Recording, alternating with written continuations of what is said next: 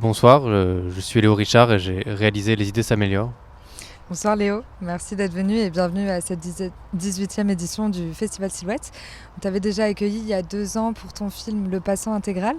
Et dans ce film, Les idées s'améliorent, un petit peu comme dans le précédent. Il y a un vrai travail sur la question de l'image. Là, ici, ça nous montre des jeunes employés qui sont en charge en fait, d'attribuer des émotions sur des visages issus d'une banque d'images.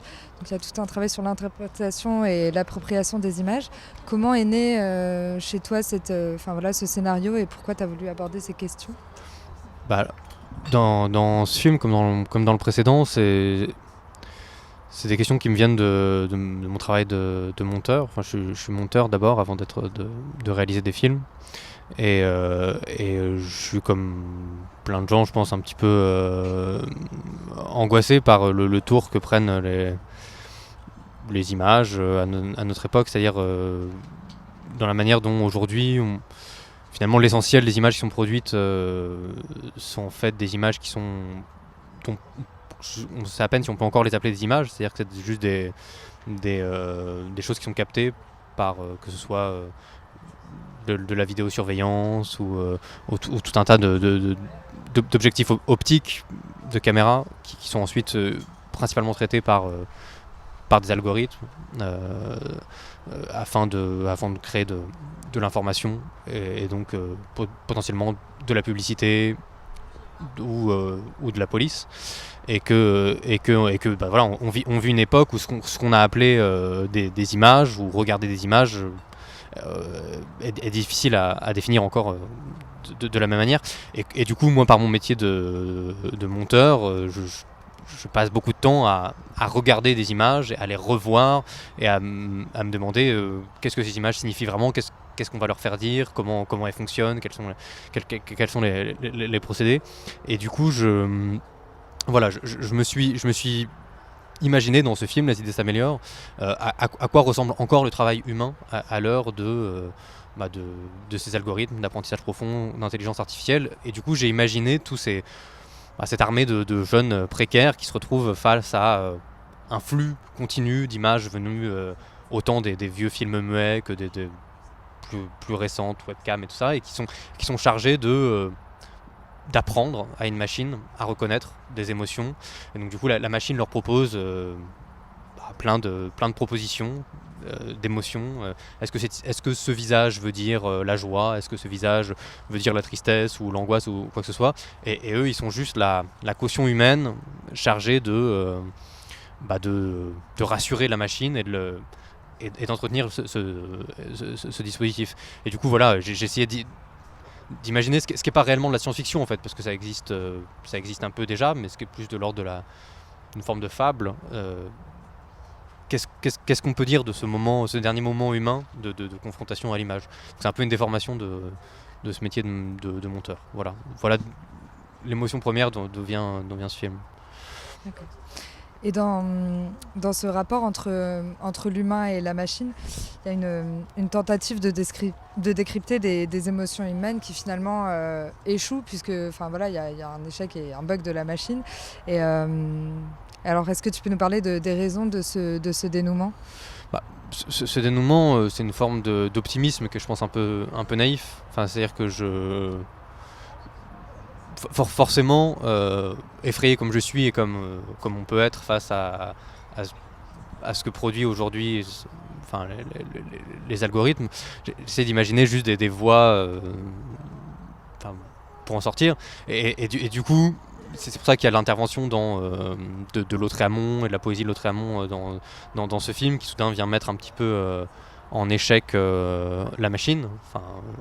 Et surtout de cet employé qui soudain ne reconnaît pas l'émotion et parce qu'il est incompétent, inadapté, il n'arrive pas à travailler bien comme les autres. Du coup, j'essaye d'imaginer qu'il y a une espèce d'alliance entre, on va dire, une forme d'incompétence et une poésie obscure qui réussit à échapper à cette rationalisation du monde telle qu'elle est voulue par les algorithmes. Et du coup, c'est plus Je sais bien que c'est naïf, je sais bien que c'est forcément de cette manière-là qu'on réussira à mettre en échec le processus qui est en marche. Mais j'avais envie d'une fin un peu joyeuse, un peu dada, comme ça, en imaginant que peut-être après tout, toutes ces machines d'intelligence artificielle qui ont été conçues pour rationaliser, pour reconnaître, pour mieux vendre, pour mieux surveiller, mieux contrôler, etc. En fait, si on les détraque, ça peut peut-être juste devenir des nouvelles dispositifs poétiques. Enfin, donc, du coup, c'est plus une espèce de détraquage. Voilà, c'est un truc un peu optimiste, mais je sais bien qu'on n'en est pas là. Enfin, en termes de résistance face à ça, on n'en est pas là, malheureusement. Dans Les idées s'améliorent, comme dans ton précédent film, on retrouve quelque chose d'assez burlesque dans la mise en scène et dans le scénario. C'est-à-dire que tu traites des sujets finalement assez forts et politiques, mais avec une bonne dose d'ironie et d'humour. Comment tu arrives à articuler ces deux tons et pour quelles raisons tu choisis de procéder de cette manière pour parler de ces sujets? Enfin, j'ai l'impression que, en fait, dans la manière dont j'approche, on va dire cette espèce d'angoisse qui vient de la vie réelle et des situations qu'on vit réellement, c'est-à-dire que ce soit aujourd'hui la manière dont en manifestation, que ce soit avec le mouvement des Gilets jaunes, tel que ça a été dans le mouvement de la loi travail, les services de renseignement travaillent à reconnaître des gens et par la vidéosurveillance et par tout un tas de procédés. Aujourd'hui, on a des algorithmes même qui, par exemple, une entreprise comme iBorder Control qui travaille avec les États européens pour faire des détecteurs de mensonges grâce à l'intelligence artificielle, pour reconnaître si les migrants mentent ou pas lors de leur déposition. Enfin, on est rendu à un niveau ahurissant, complètement terrifiant du pouvoir policier qu'on donne à l'intelligence artificielle. Et en fait, moi, je suis forcément un peu démuni face à cette transformation radicale de notre manière d'apparaître et de notre manière d'être perçu par des machines. Et du coup, je vais chercher dans le cinéma, dans ce qu'il a toujours été, c'est-à-dire depuis le début, comme machine d'enregistrement du vivant, de l'émotion, un peu des réponses ou en tout cas de nouvelles questions à ce qu'il faudrait faire face à tout ça. Et le cinéma, bien sûr, dans tout ce qu'il a de bien et de ce qu'on aime, c'est d'abord le burlesque, l'humour, le détournement surtout.